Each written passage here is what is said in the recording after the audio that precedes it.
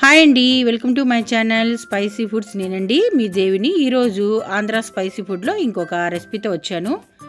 ఈరోజు రెసిపీ వచ్చేసి ఆంధ్ర స్టైల్లో నేను సాంబార్ ఎలా చేస్తారో చూపిస్తున్నానండి. ఈ రెసిపీ చాలా అంటే చాలా బాగుంటుంది అనమాట. సాంబార్ అయితే మాత్రం ముందు సాంబార్ కోసం నేను స్టవ్ మీద ఒక ప్యాన్ పెట్టేసుకొని తగినంత నూనె వేసుకున్నానండి. ఎక్కువ నూనె అవసరం లేదు, సాంబార్కి కొద్దిగా సరిపోయిద్ది అనమాట. నూనె వేగిన తర్వాత మెంతులు వేసుకుంటున్నాను. మెంతులు వేసి చూడండి, సాంబార్ చాలా బాగుంటుంది. ఆ తర్వాత మెంతులు వేగిన తర్వాత ఆవాలు కూడా వేసుకోవాలి. ఆవాల తర్వాత జీలకర్ర,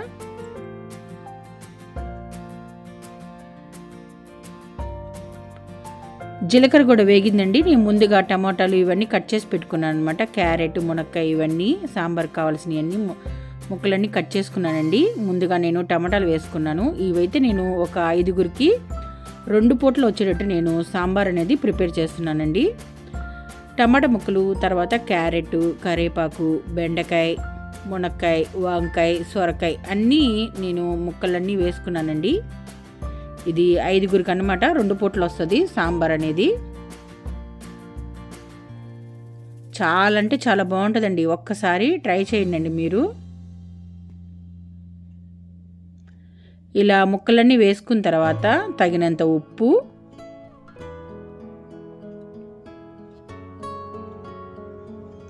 ఆ తర్వాత పసుపు కొద్దిగా.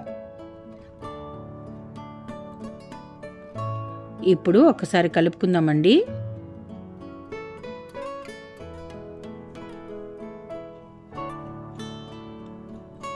ఆ తర్వాత ఉల్లిపాయలు, 2 ఉల్లిపాయలు తీసుకున్నాను. వాటిని చిన్న చిన్న ముక్కలుగా కట్ చేసుకున్నాను నిలువుగా.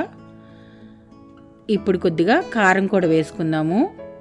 నేనైతే ఒక 1/2 టీ స్పూన్ కారం వేస్తున్నానండి, ఎందుకంటే నేను కూర కారం కూడా వేసుకుంటాను. సాంబార్లోకి కూర కారం వేసుకుంటే చాలా బాగుంటుంది. ఒక్కసారి కలుపుకుందామండి. ముక్కలకంతా ఉప్పు కారం పట్టేలా కలుపుకొని కాసేపు బాగా మగ్గిన తర్వాత వాటర్ అనేది పోసుకుందాము. ముక్కలు మునిగేంత వరకు వాటర్ పోసుకున్నానండి నేనైతే. ఈ లోపల నేను చింతపండు కూడా నానబెట్టానండి. ఒక నిమ్మకాయ సైజ్ అంతా చింతపండు తీసుకొని నానబెట్టి పులుసు తీసుకున్నాను. అలాగే కందిపప్పు కూడా టీ గ్లాస్తో గ్లాసున్నర కందిపప్పు ఉడికించుకొని పక్కన పెట్టుకున్నానండి. ఇప్పుడైతే ముక్కలు ఉడికినాయి లేదో ఒక్కసారి చూసుకుందాము. ముక్కలైతే ఇంకొంచెం ఉడకాలండి. మునక్కాయ అయితే ఉడకలేదు, కొద్దిగా ఉడికిందనమాట.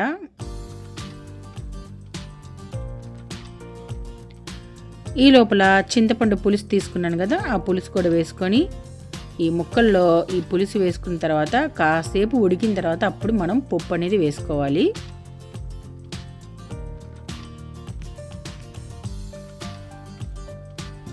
ఇప్పుడైతే కూర కారం వేసుకుంటున్నానండి. కొంచెం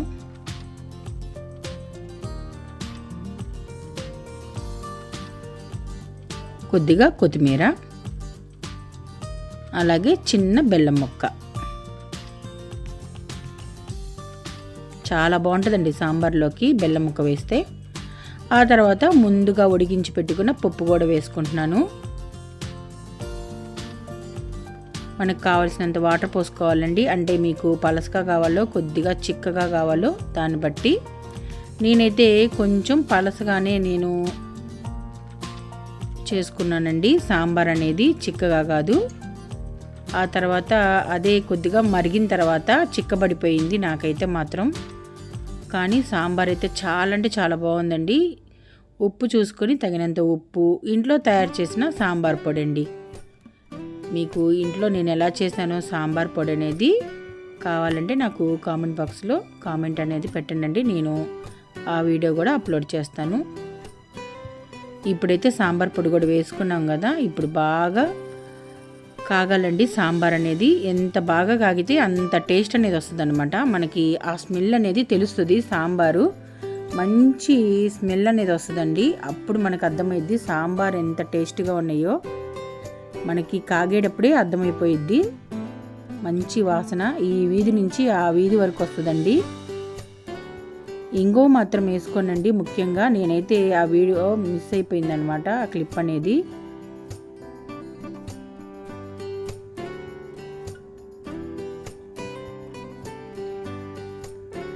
బాగా మరిగిపోవాలండి. సాంబార్ ఎంత మరిగితే అంత టేస్ట్ వస్తుంది. నేనైతే ఎక్కువగా మరగబెడతాను.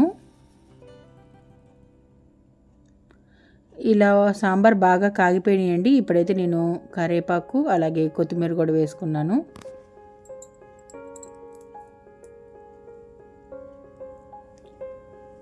ఈ సాంబార్లోకి అప్పడాలు అలాగే వడియాలు, ఊరమిరపకాయలు, కాకరకాయ ఫ్రై అలాంటివి చాలా బాగుంటుంది. ఇంకైతే సాంబార్ అయితే రెడీ అయిపోయింది. ఇంకా మనం వేడి అన్నంలో ఇలా వేడి సాంబార్ వేసుకొని పక్కన కాకరకాయ ఫ్రై అండి, అలాగే గారెలు కూడా. ఈ ముక్కలతోనే మనము చక్కగా తినేసేయచ్చండి, అంత బాగుంటుంది. ఇంకా నంచుకోవడానికి ఏమీ అవసరం ఉండదు. మీకు గనుక నా వీడియో నచ్చినట్టయితే లైక్ చేయండి, షేర్ చేయండి. ఓకే అండి, ఇంకొక వంటతో మీ ముందుకు వస్తుంది మీ దేవి. ఓకే అండి, బాయ్.